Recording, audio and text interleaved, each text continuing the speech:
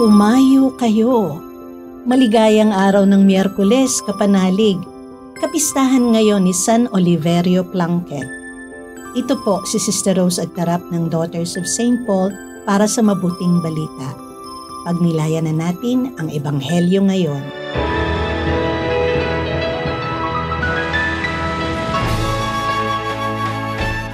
Pagdating ni Jesus sa lupain ng Gadara sa kabilang ibayo, sinalubong siya ng 2 lalaking inaalihan ng demonyo na galing sa libingan. Napakabangis nila, kaya't walang makadaan doon.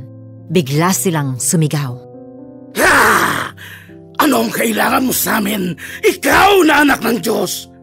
Pumarito ka ba para pahirapan kami bago sumapit ang panahon? Sa may di kalayo ay maraming baboy na nanginginain, kaya hiniling sa kanya ng mga demonyo.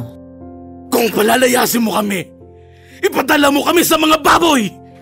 Sinabi ni Jesus sa kanila, Umalis kayo!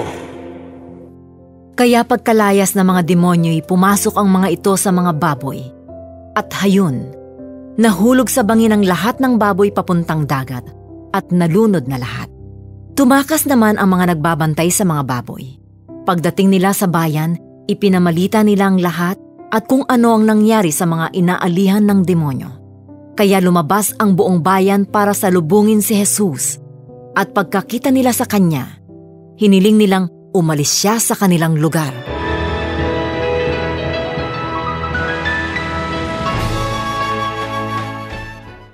Mabuti pa ang mga demonyo nakilala si Jesus. Ang mga tao, hindi. Kaya nang mabalitaan nila ang nangyari sa mga baboy, mas pinili pa nilang paalisin na lang si Jesus. Kung iisipin, dapat nga magpasalamat sila kay Jesus dahil napalayas niya ang mga demonyo at napagaling ang 2 inaalihan nito. Kaya lang, malaking halaga rin ang nawala sa may-ari ng mga baboy na nalunod. Kung susuriin natin ang mundong ginagalawan natin, marami ang katulad ng mga tao sa mabuting balita ngayon. Ilang beses na ba nating pinaalis si Jesus dahil sagabal ang kanyang mga turo sa mabilisang pag-angat natin sa buhay.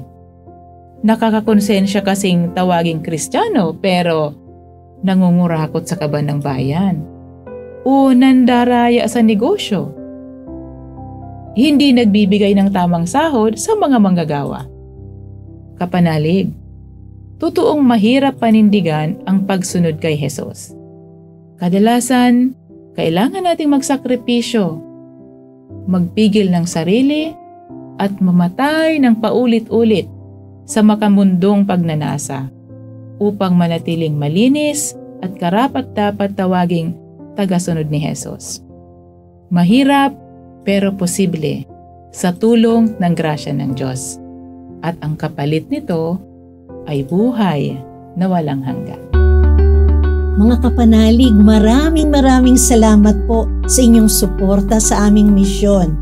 Subscribe, like, share, and follow Paulines sa aming social media accounts. Patuloy po kaming humihingi ng inyong tulong upang maipagpatuloy ang programang ito. Maaari po ninyong ipadala ang inyong love offerings at donasyon sa aming donations channels. Makakaasa po kayo na kasamang lagi ang inyong mga intensyon at kahilingan sa aming panalangin araw-araw. Ito pong muli si Sister Rose na nag-aanyaya sa inyong manalangin.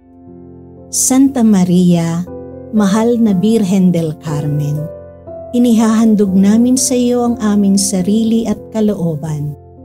Pagpalain mo at gabayan ang aming mahal sa buhay, pamilya at bayan.